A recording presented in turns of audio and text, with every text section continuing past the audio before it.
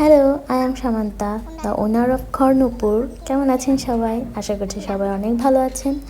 গতকাল আমি আমার পেজে পোস্ট করে জানিয়েছিলাম যে আমার পেজে নতুন কিছু আসতে চলেছে। So guess what?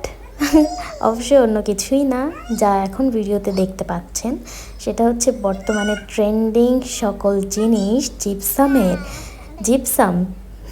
Gypsum powder দিয়ে করা বিভিন্ন ধরনের ডেকোর আইটেম।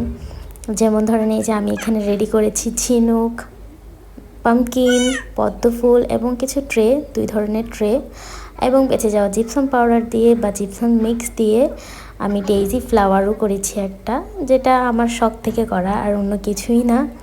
সো আপনারা আমার পেজে এখন থেকে এই জিপসামের কালেকশনগুলোও পাবেন।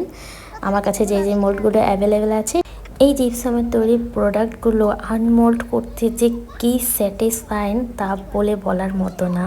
এখানে আমি ঝিনুক এবং পামকিনটা কোনোরকমভাবে খুবই ইজিভাবেই বলা যায় যে ডিমোল্ড করতে পেরেছি, কিন্তু আমার পদ্ম ফুলটা আমি আনমোল্ড করার সময় বা ডিমোল্ড করার সময় অনেক বেশি পেরেশানিতে পড়ে গিয়েছিলাম। এখানে আমাকে আমাদের হেল্পিং হ্যান্ড আন্টি আমাকে হেল্প করেছে।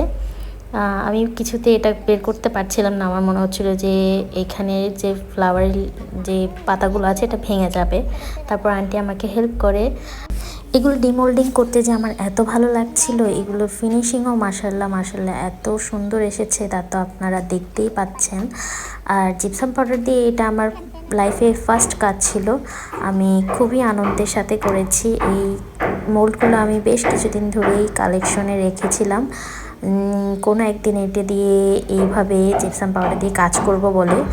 আর এই জিনিসগুলো দিয়েও আমি পরবর্তীতে কি করব সেটা জানতে হলে অবশ্যই আমার পেজের সাথে থাকতে হবে। আদারওয়াইজ আপনারা জানতে পারবেন না যে এগুলো দিয়ে কী করতে পারি বা কী করতে যাচ্ছি। আপনারা গেস করেন ততক্ষণে যে আমি এইগুলো দিয়ে কি করব।